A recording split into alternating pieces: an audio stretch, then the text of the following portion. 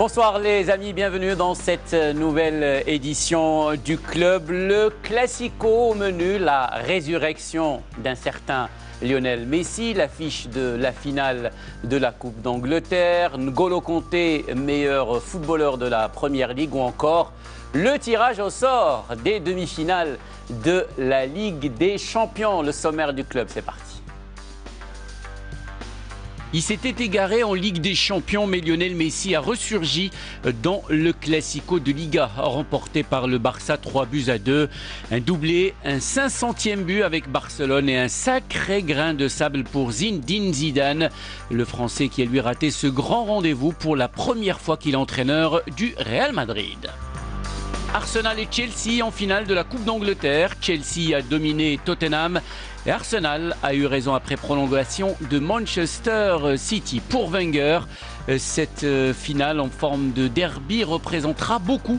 Ce nouveau rendez-vous à Wembley lui donnera en effet l'occasion d'atténuer une saison cauchemardesque.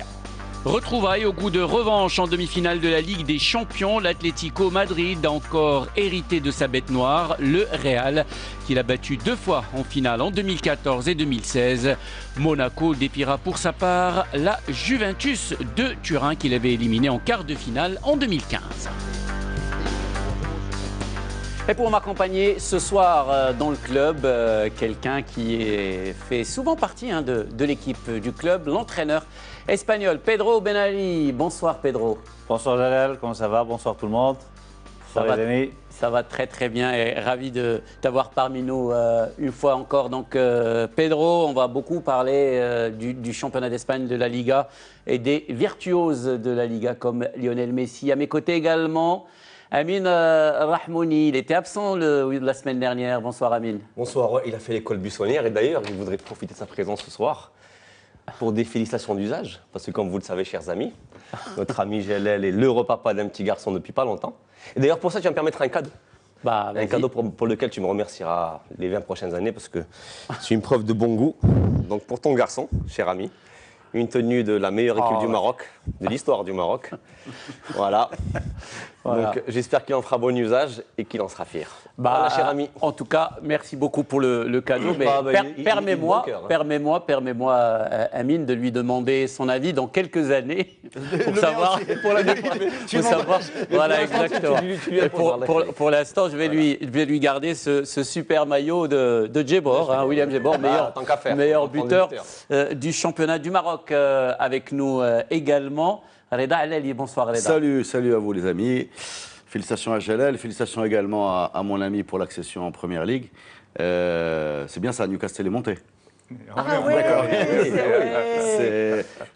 Tout le monde sait que tu es là sous un faux nom, qu'on a en fait devant nous Raphaël Benitez. Mais il n'est pas le seul. Effectivement, il n'est pas le seul. Effectivement, Raphaël Benitez, félicitations, il est monté en Première Ligue. Une accession, tout va bien.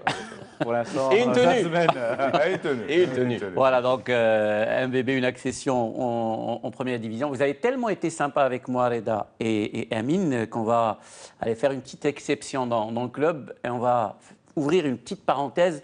Derby de Casablanca. Je rappelle juste à nos amis téléspectateurs que nous avons 2 supporters annoncés, un du Wydad et un du Raja de Casablanca. Bien sûr, le Wydad, celui qui m'a offert ce petit maillot, c'est notre ami Amine. Et puis Reda, le Rajaoui. Rapidement, comment vous avez trouvé ce derby? La parole d'abord à Reda, on va être fair play. J'ai trouvé que c'était mou, voilà. C'était pas un grand match, surtout quand on a connu la suite de la journée. Le Raja devait gagner en fait, sinon il allait vraiment laisser passer une occasion de remonter sur le WAC. Donc il devait prendre le jeu en main. Ce qu'ils ont fait était insuffisant en termes de rythme, de vitesse, de technique, d'idées, voilà. Et donc finalement cette défaite est plutôt logique et le WAC s'envole pour le titre de façon aussi plutôt franchement, logique. Franchement, le Wydad n'était pas meilleur que le Raja. Écoute, on leur demandait déjà pas, ils n'étaient même pas censés être meilleurs et déjà il aurait suffi qu'ils soient pareil déjà, parce que globalement c'était le Raja qui avait la pression de remonter sur le WAC. Voilà, ils étaient derrière au classement et il fallait reprendre 3 points. Donc il aurait fallu faire autre chose pour le faire, pour y arriver. Plus, je parle d'impact, d'intensité, de vitesse, même d'intention. On n'avait pas vraiment l'impression qu'il se projetait vers l'avant. Donc il n'avait pas besoin, le WAC, d'être franchement meilleur, mais il a suffi qu'ils aient du réalisme au bon moment. et qu'il ait une défense qui n'ait pas vraiment souffert devant les tentatives d'égalisation des Verts, quoi. Voilà, donc c'était un derby décevant. Bon, ça c'est même sur le plan de l'intensité, de l'émotion, je sais pas, j'ai pas senti moi ce stade rénové. Excusez-moi, mais voilà, je sais pas. Il y avait tout de même une très bonne organisation hein, par rapport en tout cas à la gestion de ce match, la gestion du flux. Mais ce qui nous intéresse maintenant, c'est le côté sportif. Amine, on peut dire que le Wydad aujourd'hui est très très bien parti pour être champion du Maroc et il a pratiquement, et c'est pas moi qui parle, hein, c'est même Mohamed Fakher qui a dit que c'était mission impossible pour le Raja de revenir, il a pratiquement écarté le Raja de cette course au titre. Il reste 5 journées, ils ont 8 points d'avance les Rouges et Blancs. C'est le seul enseignement du derby finalement, parce que comme dirait Reda, c'était pas très joli à voir, c'était mou, c'était lent, c'était peu esthétique, avec une belle ambiance quand même dans les gradins. Mais après, voilà, quand on joue un concurrent direct, parce que le Raja, effectivement, vous pouvez batailler encore pour le titre, surtout si elle battait ce Wydad-là. Mais à la fin du match, ça fait 1-0 pour le WAC, donc sur ce but bizarre hein, de la toucher, parce qu'il se retrouve quand même seul aux 16 mètres pour la reprendre sur un corner. Même en termes de jeu, cette action, on la revoit 10 fois, on ne la comprendra pas 15 fois. Hein. Donc c'est incroyable que sur un match comme ça, aussi important, l'erreur de marquage soit aussi flagrante. Maintenant, effectivement, sur l'ensemble du match, qu'on retiendra, c'est cette victoire du Wydad. Pas de grand panache, mais là où j'ai été plutôt moi en tant que supporter de cette équipe qui a gagné dimanche dernier, relativement rassuré, c'est que j'ai quand même l'impression que le Raja aurait pu jouer longtemps parce qu'il a eu la maîtrise du ballon. Ouais. On le voit bien au niveau des chiffres hein, sur la possession, c'est sans commune mesure. Ouais. Il y a eu des actions, mais on n'a pas l'impression de se sentir ce Raja véritablement dangereux et avec cette possibilité de marquer sur des actions tranchantes. Ouais. Donc, au final, ça fait 1-0 pour le WAC et Mohamed Fakher, je pense qu'il a raison. Avec 8 points d'avance sur le Raja, je pense que c'est fini pour cette équipe-là, qui doit batailler pour une place européenne. Maintenant, il reste aussi africaine, pardon. Ouais, c'est africaine pour le moment. Effectivement, on verra par la suite. On commencera par l'Afrique, pardon. Mais il me reste Jida qui est quand même qu'à 5 points. Ouais. Maintenant, je pense que voilà, le Wydad a 8 ou 9 points supplémentaires, il est champion. Ce qui n'est pas pour me déplaire, très cher ami. Alors, il y avait pratiquement, on ne va pas comparer les deux affiches, mais c'était un peu le même scénario. Hein, le Real Madrid face au FC Barcelone. Le Real avait l'occasion de tuer tout suspense hein, dans cette course au titre de champion. Le Classico, donc, qui a en revanche hein, tenu toutes ces promesses. Avec nous pour en parler, bien sûr, quelqu'un qui était sur place, qui était dans les travées du Santiago Bernabéu, le Vénard, notre ami Frédéric Hermel. Il a assisté à ce Classico, un Classico qui a atteint des sommets en termes d'intensité, de spectacle et un finish de rêve. N'est-ce pas, Fred ? Bonsoir les amis. Alors c'est vrai que je vous rabâche souvent, hein, je suis un petit peu lourd, je reconnais, avec ma Liga Española, le meilleur championnat du monde. Vous avez encore des doutes après avoir vu ce spectacle extraordinaire dimanche soir à Santiago Bernabéu, dans la capitale de l'Espagne? Moi personnellement, j'y étais, j'ai eu beaucoup de chance, j'avais eu vraiment le sentiment d'être un privilégié, tout simplement parce que ce fut une rencontre d'un niveau exceptionnel, avec des rebondissements, avec des erreurs d'arbitrage, mais surtout avec du talent de chaque côté, de l'engagement. Sincèrement, j'avais en tête, oui, le 5-0 infligé par le Barça de Guardiola au Real de Mourinho. Oui, c'était unique, c'était exceptionnel, c'était étrange hein, dans l'histoire du Classico. Mais je pense que ce qu'on a vu dimanche soir va au-delà parce que justement, il y avait une compétitivité énorme des deux côtés. Parce qu'on a vu des choses géniales.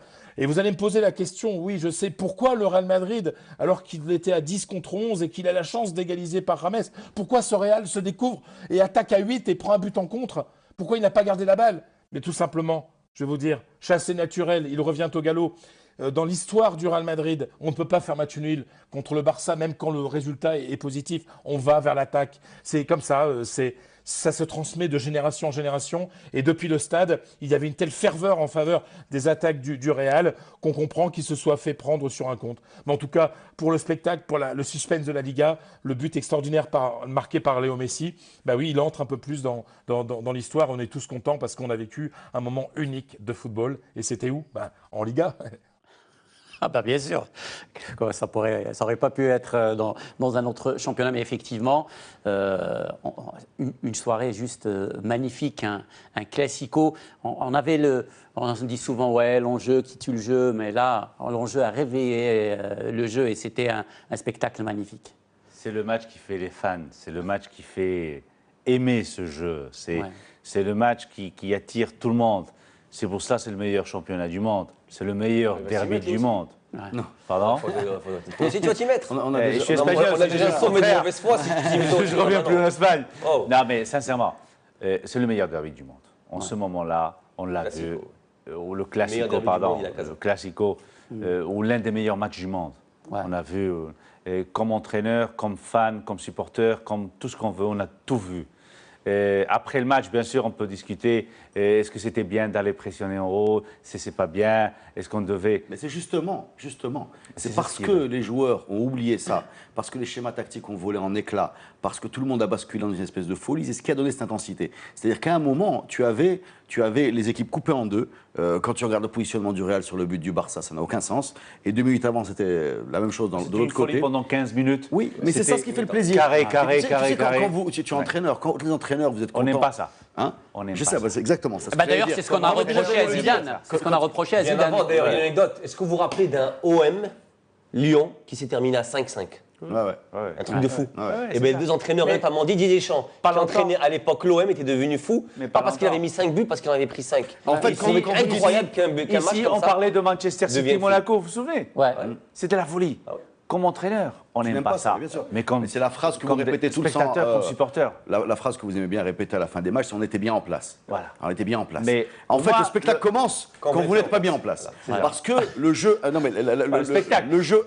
Oui, le Tu viens du monde de spectacle. Oui. Pour moi, comme entraîneur, Exactement. perdre un match comme ça, Mais 10 joueurs, Pablo, dernière minute. L'Espagne, une des raisons pour Jalel, il a dit quelque chose, il a dit l'enjeu n'a pas tué le jeu. Et très souvent dans le Classico, l'enjeu ne tue pas le jeu. Contrairement par exemple à chez nous où l'enjeu tue le jeu. Et également, énormément souvent, les derbys italiens ne sont pas très spéciaux. Enfin, les derbys milanais et compagnie sont souvent Même très serrés. si ce week-end, Reda, il y a eu une quarantaine de buts en une seule journée. C'était la journée folle. J'ai mal choisi mon exemple. Avant que Rome ne joue. Avant que Rome ne joue. Voilà, j'ai dit une bêtise. Parce qu'en fait, le derby milanais cette année avec le 2-2 était très réussi avec le but à la dernière minute aussi. Mais ce que je voulais dire, c'est que dans la culture espagnole, il y a l'exigence de spectacle, une espèce d'orgueil qui fait qu'il n'y a pas que le résultat qui compte. Il y a la note esthétique. Voilà. On sait tous que le Real a viré des entraîneurs parce qu'ils ne jouaient pas très bien. Van Gaal a eu le même sort de l'autre côté. On sait qu'il faut faire un grand spectacle. Et effectivement, c'est pour ça que j'aime beaucoup le foot des pays, parce qu'il faut qu'il garde ses particularités. Dans ce derby-là, ce classico-là, il faut non seulement bien jouer, mais il faut non seulement gagner, mais bien jouer. Voilà. Et c'est exactement ce qui s'est passé des deux côtés. Après, ça a basculé d'un côté, mais c'était un grand spectacle parce que personne n'était bien en place à la fin du match. Et pour Zinedine Zidane, d'ailleurs, qui a été cible de beaucoup de critiques de la presse madrilène même, les Marca et AS, il dit que cette défaite, c'est sûr qu'elle est dure, mais elle n'est pas du tout fatale. Et il a déploré surtout pas que ces joueurs ne soient pas en place, mais le manque d'efficacité de ces joueurs. On écoute Zinedine Zidane. C'est Ter Stegen. Era una ocasión para nosotros sumar 3 puntos, pero no lo hicimos. On avait l'occasion de prendre les 3 points, mais on ne l'a pas fait. Je ne pense pas du tout que ce soit une défaite fatale. Et je l'ai dit avant le match, que son résultat ne serait pas décisif dans cette course au titre. On doit accepter cette défaite et penser à l'avenir, c'est tout. Voilà, pour Luis Enrique, l'entraîneur du Barça, qui disputait, lui, son dernier Classico sur le banc de touche de l'équipe Blaugrana. Pour lui, il n'y avait qu'un homme dans cette rencontre, c'est Lionel Messi. Pour moi, c'est le meilleur joueur de toute l'histoire, de toutes les équipes. Et j'en ai vu des matchs de football en vidéo. Dans le football moderne, quand tout le monde est au top physiquement et techniquement, il continue de faire la différence et il a réussi son 500e but avec Barcelone et il le fait à Madrid à la 92e minute. C'est une chance pour tous les supporters barcelonais qu'ils s'identifient à ce maillot. Un classico donc illuminé par le talent de Lionel Messi qui a pratiquement à lui tout seul fait tomber cette équipe du Real chez elle. L'Argentin en a profité, il avait l'occasion de le faire avant, mais il a attendu d'être au Santiago Bernabéu pour inscrire son 500e but avec l'équipe du FC Barcelone, une équipe du Barça qui était un peu moribonde, qu'on sentait qui était au bord un peu de la coupe coupure, mais qui se relance. Elle est relancée dans ce championnat. On va retrouver à Madrid Frédéric Hermel pour nous parler justement de ce match exceptionnel de ce joueur de légende qu'est Lionel Messi. Fred. Et oui, quand on commet ce grave crime de lèse-majesté, quand on ose douter d'un quintuple ballon d'or, ben voilà ce qu'on prend à la figure. Et oui, on se prend un doublé historique. Et puis surtout ce 500e but, toute compétition confondue, sous le maillot du Barça, marqué par Lionel Messi, ou à Bernabéu. Il ne peut pas faire les choses simplement. Il ne peut pas mettre son 5e but contre la Cultural Leonesa en 32e de finale de la Coupe du Roi. Non. Il ne peut pas mettre ce but contre Retafe, contre qui vous voulez. Non. Il faut que ce soit à Bernabéu, le but décisif à la 93e minute contre le Real. Voilà, en championnat. Voilà, c'est comme ça que ça se passe avec Messi. Et finalement, c'est ce qui différencie les bons joueurs, les grands joueurs, des joueurs extraordinaires qui marquent l'histoire mondiale, intergalactique, tout ce que vous voulez, du football. Voilà, parce que Messi sait se réveiller au bon moment. C'est vrai qu'on l'avait vu un petit peu blasé, un peu fatigué contre le PSG, contre la Juve, même 3 jours plus tôt. Mais dimanche, lors de ce fantastique Classico, il a marqué de son empreinte parce qu'il est encore là, parce qu'il faut compter sur lui. Alors peut-être qu'il est un petit peu moins régulier que d'habitude, mais on sent que, au même titre que Cristiano Ronaldo ne peut plus jouer vraiment à fond tous les matchs et a marqué 5 buts contre le Bayern en quart de finale de la Ligue des Champions, Messi peut maintenant choisir ses moments. Et le moment, c'était marquer son 500e but, 500, comme on dit en espagnol, à Bernabéu dimanche. Donc, une nouvelle fois, ceux qui, peut-être comme moi, ont pensé que Messi était terminé, voilà, Messi nous a rabaissé notre caquet. Voilà, Messi, il avait le nez, la mâchoire ensanglantée, il a failli être découpé en 1000 morceaux par Sergio Ramos. Finalement, quel joueur! C'est Messi. Enfin, on a l'impression qu'on le découvre aujourd'hui, alors que c'est Messi, peut-être l'un des plus grands, voire le plus grand joueur. Enfin, ça dépend des supporters. Mais je ne suis pas d'accord avec la plupart des choses que j'ai entendues. Pas d'accord avec Fred, bien sûr, qui est davantage une groupie du Real Madrid qu'un quelqu'un relativement objectif quand il s'agit de ces classicos. Quand il dit c'est dans l'ADN du Real de continuer à attaquer, je ne suis pas d'accord. Moi, je trouve que c'était une erreur. D'ailleurs, Zidane est devenu fou par rapport à ça. Ils sont à 10, on va quand même le rappeler suite à l'expulsion de Ramos, quand ils ont la chance de revenir par James et qui doivent éliminer un concurrent direct pour le titre, tu bétonnes, tu continues pas à attaquer, c'est pas vrai. Mais combien de fois le Real a imposé sa loi dans les dernières minutes? Oui, longtemps, mais quand Ramos est en train La minute Ramos, je finis. Mais, pas seulement.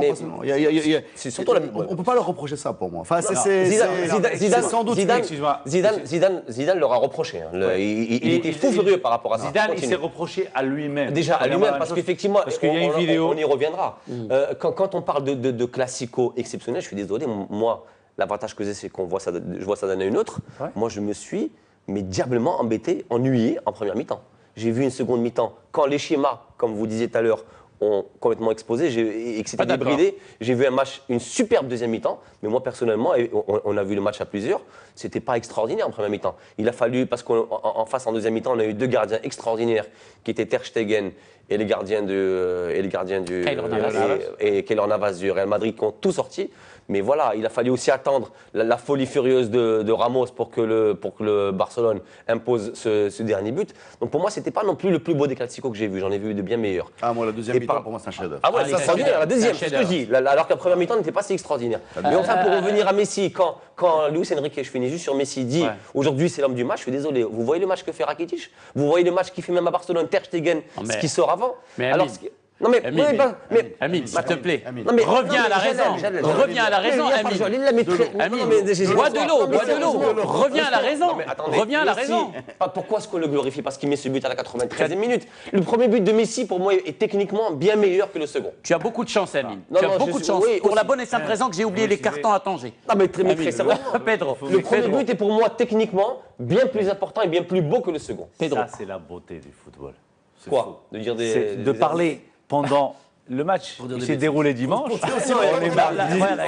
On est mardi et on continue à parler, chacun a son idée. Moi, je crois, sincèrement, on l'a vu pendant le... Zidane, il peut dire ce qu'il veut maintenant.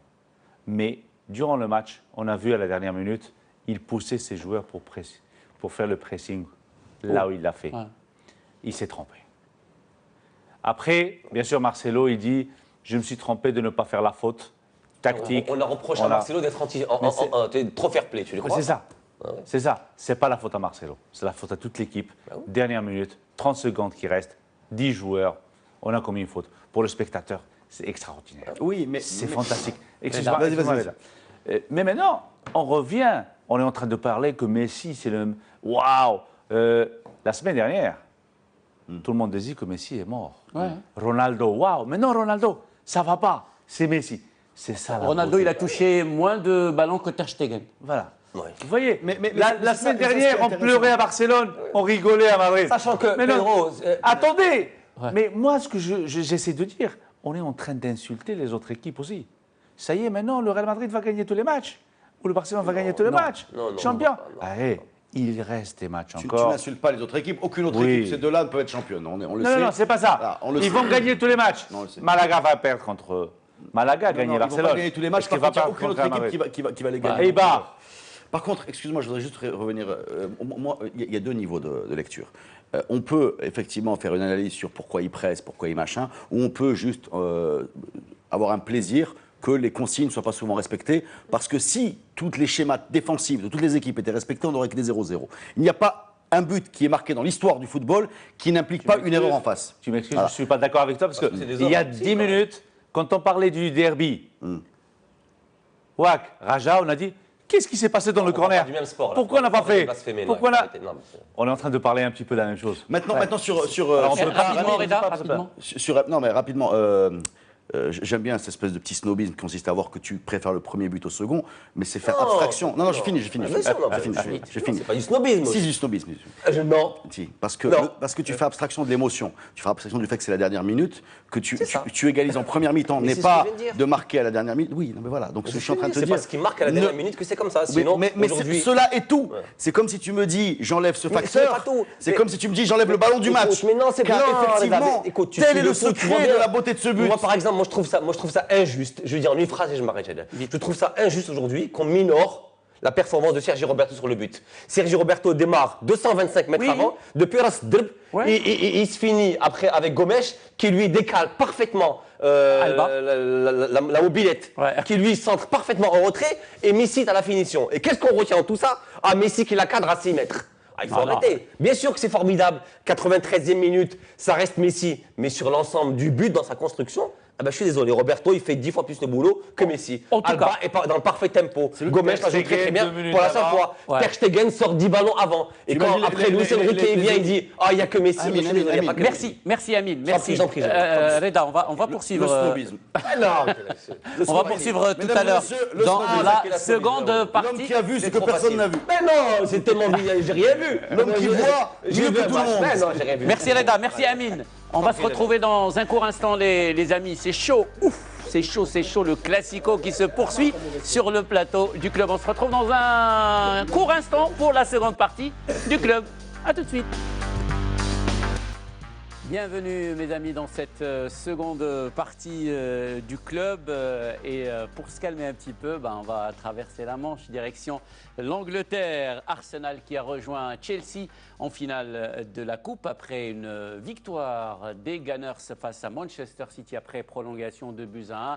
Chelsea a pour sa part sorti l'équipe de Tottenham. On voit le sujet et on parle juste après de la situation de ces deux finalistes et surtout celle d'Arsenal et d'Arsène Wenger.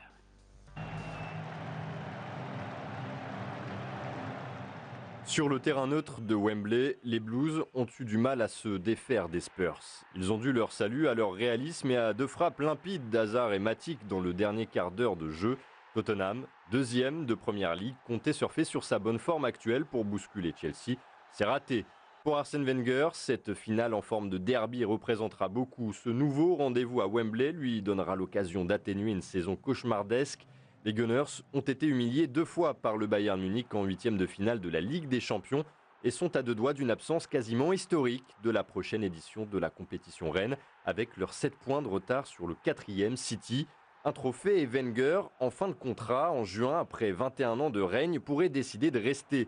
Selon la presse anglaise, le Français a une proposition de 2 ans sur la table, mais pour l'instant, l'Alsacien ne s'est pas encore prononcé et a assuré que son parcours en FA Cup n'influencerait pas sa décision.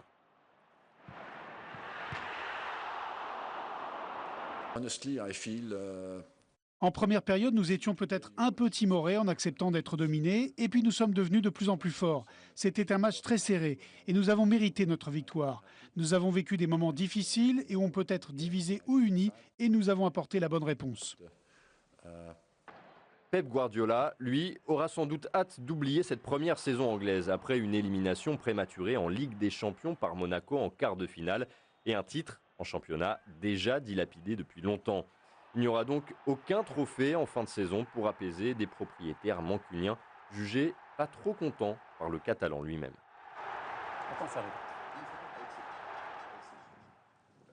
Voilà, donc l'affiche de la finale, Chelsea contre Arsenal. Peut-être l'occasion pour les Gunners de sauver leur saison, puisque pour la première fois depuis très très longtemps, très longtemps, voilà, je n'ai pas le chiffre exact, que l'équipe d'Arsenal va rater la Ligue des Champions la saison prochaine. Oui, mais attention à cette Coupe d'Angleterre et pas un trophée au rabais.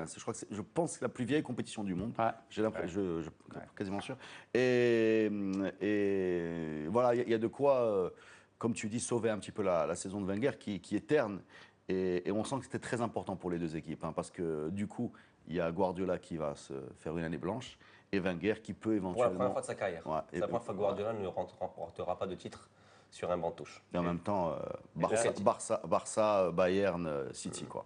Ouais. Mais là, c'est une finale de deux équipes avec deux signes totalement différents. Chelsea avec Conte qui monte, Arsenal avec Arsène Wenger qui descend. On sait sur qui parier. Un petit peu. Pardon ? On sait sur qui parier alors. C'est ça. C'est ça, c'est ce qu'on disait avant, c'est ce qui est beau dans le football. Maintenant, Arsenal, est-ce qu'ils vont vraiment être si forts que ça pour pouvoir supporter comment Chelsea est en train de pousser le championnat, en train de pousser la coupe, parce que pour contrer, c'est gagner, faire le doublé, c'est incroyable d'après tout ce qui s'est passé à Chelsea. C'est assez étonnant, ce championnat d'Angleterre, que ce soit au niveau de la coupe ou au niveau du championnat, parce que c'est quand même un pays conservateur en termes de football. C'est quand même, on avait vraiment l'impression qu'il y avait des statuts qui étaient figés. Voilà, les statuts qui étaient figés, des statuts T et avec les deux options. Voilà. Le Big Four, le machin, l'argent alimentant toujours les mêmes caisses. Finalement, avec leur répartition plus ou moins démocratique des droits télé, ils ont réussi à apporter un véritable suspense, que ce soit en championnat, y compris en coupe. Tu as des grosses équipes qui ont disparu. Liverpool a disparu ces 10 dernières années du championnat. Manchester United, depuis la sortie de Ferguson, est en baisse. Arsenal, tranquillement, est en train de chuter. On voit arriver Tottenham pour la deuxième année qui risque d'être second. Voilà. On a eu Leicester l'année dernière. Voilà. C'est moins fermé que prévu. C'est beaucoup moins fermé que prévu. Et bizarrement, dans ce monde qui avait l'air vraiment figé ad vitam aeternam, on a en fait finalement des gros mouvements de fond, quoi. Mais aussi... Là, je vais lancer, c'est grâce aussi aux entraîneurs étrangers. Oui. Ouais. Parce que si on voit les équipes anglaises, les équipes avec un entraîneur anglais, on voit que c'est le même style de toujours. C'est pas vrai, c'est cette histoire de kick and rush, je pense qu'il a quand même pas mal. Il a disparu depuis très très longtemps. Mais ce qui est fascinant dans ce championnat aussi, et d'ailleurs tu le verras sur le Chelsea Arsenal, c'est que c'est des équipes où on parle quand même souvent, autant, voire davantage des entraîneurs que des joueurs. C'est-à-dire qu'aujourd'hui, l'Angleterre, Chelsea, c'est compté. Oui, alors que Chelsea, c'est... Parce que c'est le championnat, et on en a parlé dès le premier numéro du club, où il y a les meilleurs entraîneurs. Oui, non, c'est culturel. Les entraîneurs ont un gros C'est des managers, ils ont un gros poids dans les clubs.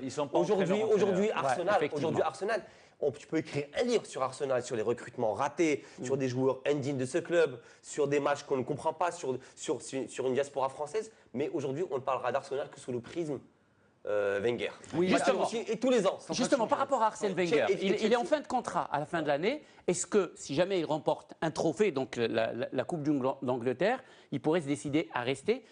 Il paraît, selon les médias anglais, qu'il a une offre de 2 ans, prolongation de contrat. Est-ce que je viens de voir, juste avant le début de l'émission, que certains joueurs même ont appelé à ce que Arsène Wenger ne soit pas gardé? C'est là le problème quand les objectifs diffèrent.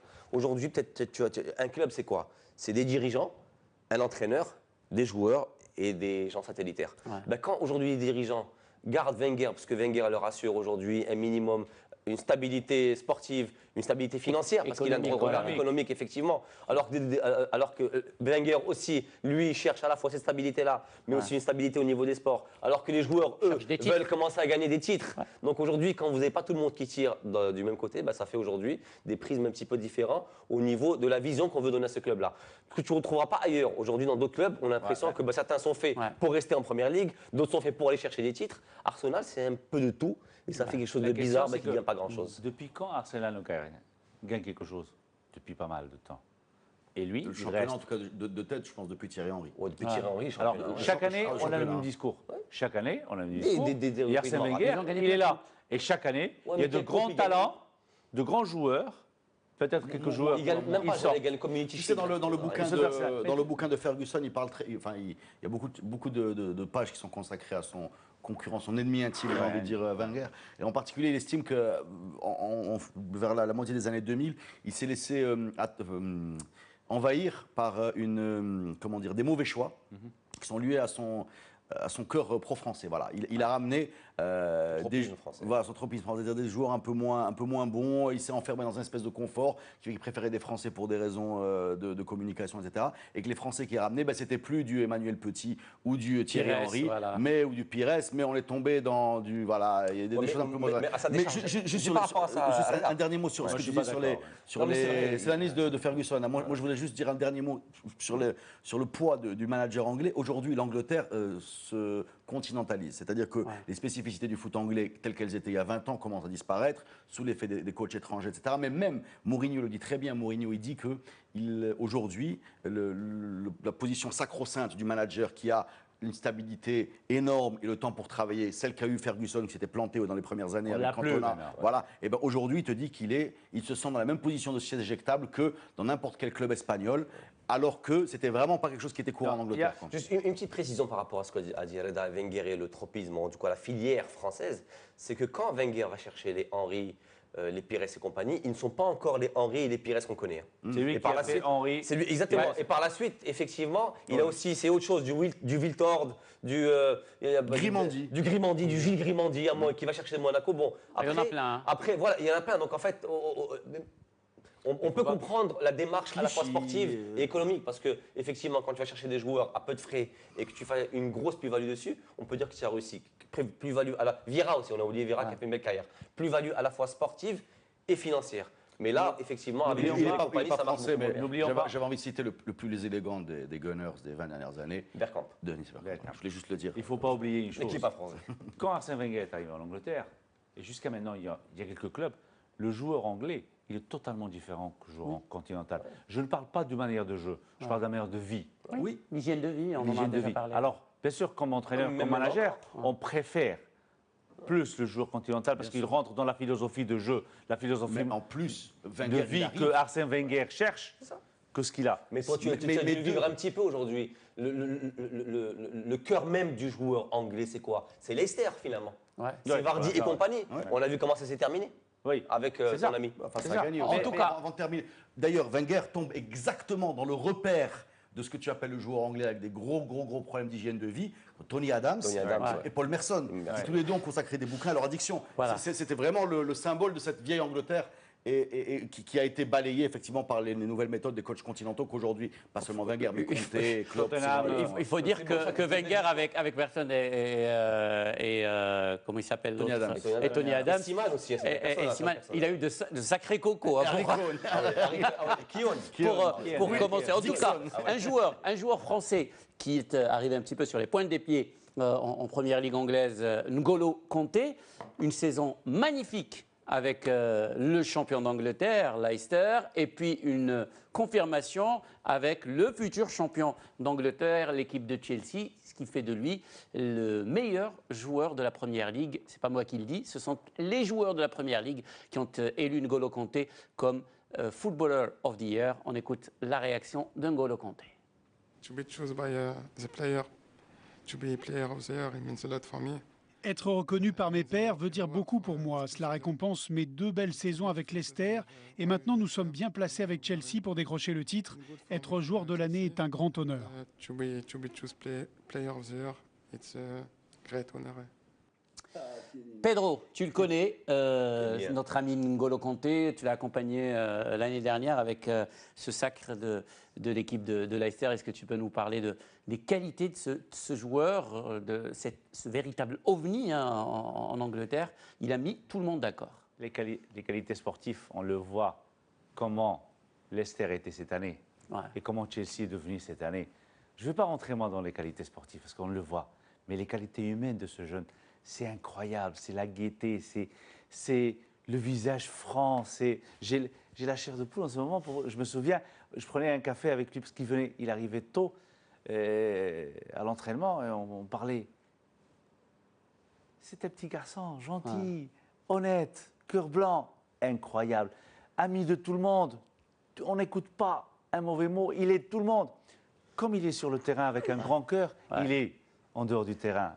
Ultra généreux, N'Golo Kanté. Nous avons sur le plateau, nous avons la chance d'avoir quelqu'un qui l'a fréquenté. Et nous avons le spécialiste au Maroc, un véritable spécialiste de N'Golo Kanté, c'est Amin Rahmouli. Non.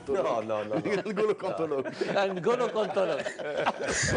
Non, pas un cantologue. Mais c'est vrai qu'il est fascinant parce qu'au lendemain du titre donc de meilleur joueur anglais, j'ai vu pas mal d'interviews d'entraîneurs. Ils ont tous dit la même chose que toi.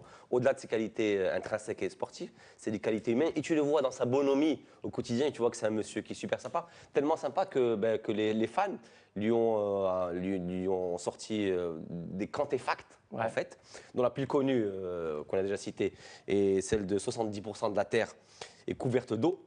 Le reste est couvert par N'Golo Kanté. Mais il y a aussi d'autres qui sont très drôles. Hein. On te dit par exemple, RIP au lapin, tu sais, de la petite pile, qui est finalement mort. Tu sais pourquoi? Parce qu'il a essayé de rattraper N'Golo Kanté. Alors, N'Golo Kanté, par exemple, il ne paye pas son électricité en Angleterre, il l'a produit. Il l'a produit, bravo. Et un jour, en fait, il y a des gens, ils sont rentrés chez N'Golo Kanté à la maison, ils ont trouvé un ours qui était allongé sur son canapé. Ben, il n'était pas mort, l'ours, c'est juste qu'il avait peur de bouger. Et la dernière pour la route, il paraît que le jour, vous avez bien vu, pas beaucoup de cheveux. Donc le jour où N'Golo Kanté a perdu ses cheveux, il les a récupérés sur l'action suivante en fait. Bravo. Voilà une émission super bien préparée par notre Kanté, N'Golo Kantologue. Mais quand on voit l'abattage de ce joueur, franchement, c'est juste incroyable, Reda. Non, moi je suis pas très fan des milieux défensifs. Non, c'est pas ça, des récompenses individuelles. Mais pour une fois qu'elles s'abattent sur autre chose qu'un numéro 9, un 10 ou un 11 ou un 7, enfin bref, la ligne haute, c'est un plaisir parce qu'effectivement, ce bonhomme-là, nous on joue au foot même à notre misérable niveau, on voit bien que quand il n'y a personne qui essaie de récupérer le ballon, on n'arrive pas à jouer au foot. Voilà. Ce bonhomme-là, il a un abattage incroyable. La seule réserve qu'on peut avoir, il a un physique monumental. On avait l'impression qu'il y en avait deux sur le terrain quand il était en particulier. Effectivement, tout le monde fait le lien entre le Chelsea qui monte et Leicester qui chute. Voilà. La seule réserve qu'on peut avoir, disons le gisement de progrès qu'il peut avoir, c'est l'équipe de France. Voilà. En équipe de France, il ne s'est pas encore véritablement imposé. Je pense que c'est la suite de sa carrière qui va. Et juste une dernière petite anecdote pour rester sur le ton un peu marrant, c'est que Kanté était convoité par l'Olympique de Marseille au moment où il signe 2 camps à Leicester. Et le community manager de Marseille s'était un peu vexé en disant va à Leicester lutter contre la relégation et tu vas pas jouer à la Ligue des Champions avec nous. Voilà, on connaît la suite de l'histoire. C'est très drôle. La suite est très drôle par rapport à ce choix. On connaît la suite de l'histoire et vous aimez les suites d'histoire parce qu'il y a des joueurs qui viennent de Caen et qui finissent comme N'Golo Kanté, d'autres joueurs marocains qui étaient à Caen, buteurs à Caen. Et on sait bien où c'est qu'ils ont terminé. El Arabi, Youssef El Arabi qui a été champion au Qatar. C'est formidable. Champion au Qatar. La Ligue des Champions, mes amis, il reste une dizaine de petites minutes avec bien sûr des retrouvailles au goût de revanche pour les demi-finales. On va encore avoir une équipe madrilène en finale de cette Ligue des Champions puisque l'Atlético et le Real ont eu la bonne idée de se croiser cette fois au stade des demi-finales. C'est bien, c'est très bien. Et puis il y a Monaco contre la Juventus de Turin. Monaco et Amine qui font parole ici a été parmi les premiers à 2 mois et demi très précisément. Voilà, 2 mois et demi à nous dire. Et même j'ai perdu un dîner avec mon ami. Que tu paieras cette fois-ci. Que je paierai cette fois-ci parce qu'il a tout misé sur Monaco. On voit le sujet et on en débat juste après. Ta science s'arrête en demi-finale. Ces deux-là sont désormais inséparables sur la scène européenne. Real et Atlético, après 2 finales 100% espagnoles en 2014 et 2016, vont se retrouver encore, mais cette fois au stade des demi-finales. Des retrouvailles au goût de revanche pour l'Atlético Madrid qui a encore hérité de sa bête noire, le Real, et qu'il l'a battu 2 fois en finale. Les colchoneros veulent croire qu'ils ont appris des finales perdues ces dernières années. Nous allons affronter le Real Madrid pour la 3e fois lors des 4 dernières années. Il s'agit pour nous de la 3e demi-finale en 4 ans et nous sommes tous fiers de cette performance. Le Real qui voit forcément plus loin que les demi-finales. Zinedine Zidane qui a gagné en 2016 la 11e Ligue des Champions de l'histoire du club pour sa première saison sur le banc de la Maison Blanche, rêve d'égaler une marque historique. Seul Arrigo Sacchi a remporté sur le banc 2 Ligues des Champions successives avec le même club, l'AC Milan, en 1989 et 1990. Chaque détail comptera, il faudra être très attentif. Ils défendent très bien et ont des joueurs de grande qualité qui savent profiter des erreurs et faire déjouer l'adversaire. On devrait évoluer à un très haut niveau. C'est une vraie réussite d'être en demi-finale. On n'est plus qu'à un petit pas de notre objectif et on va tout faire pour y arriver. Dans l'autre affiche, l'AS Monaco, invité surprise du dernier carré, savait que, quel que soit l'adversaire, ce serait difficile. Mais le sourire crispé de Vadim Vassiliev, vice-président de l'ASM, en disait long. Monaco aura le désavantage de se déplacer au retour à Turin le 9 mai. Ça sera un match difficile parce que on aime peut-être plus jouer les matchs ouverts, mais c'est comme ça. Et pour nous, c'est du bonheur d'être à ce stade de compétition, donc nous n'avons aucune pression et nous allons jouer notre football. C'est du 50-50. En face, il y a des joueurs très jeunes qui n'ont aucune pression, qui peuvent évoluer librement. C'est leur force, leur atout. La Juventus a pas mal changé, donc les rencontres ne seront pas les mêmes. La Juventus, c'est la vieille dame, mais surtout la dame de fer pour sa défense. Du haut de ses 18 ans, l'attaquant star de Monaco, Kylian Mbappé, va pouvoir se mesurer à des références mondiales en la matière, car la Juve a aussi sa BBC, mais derrière, avec Gianluigi Buffon, Leonardo Bonucci et Giorgio Chiellini. Affronter la Juve sera cependant l'occasion pour l'AS Monaco de tenter de prendre une revanche sur la saison 2014-2015. L'équipe de la Principauté n'avait été éliminée que de justesse en quart de finale face aux Italiens. Voilà donc pour ce plateau des demi-finales de la Ligue des Champions. Encore une confrontation 100% espagnole, 100% madrilène. Est-ce que ça va être une petite revanche est possible pour l'Atlético Madrid qui jouera le match retour? Ça sera le dernier match de Ligue des Champions au Vicente Calderón, le stade historique de cette équipe de l'Atlético Madrid avant sa démolition et le déménagement du club la saison prochaine. Oui, je vais dire une petite anecdote. Par exemple, les supporters de l'Atlético Madrid, on les appelle les Indiens. Ouais. Vous avez vu? Vous savez pourquoi? Je ne savais pas, non. Parce qu'ils habitent à côté de la rivière, parce que le stade, il est sur la rivière. Ouais. Alors c'est pour cela. Mais maintenant, ils disent, comment on va s'appeler? Ils vont sortir de Madrid.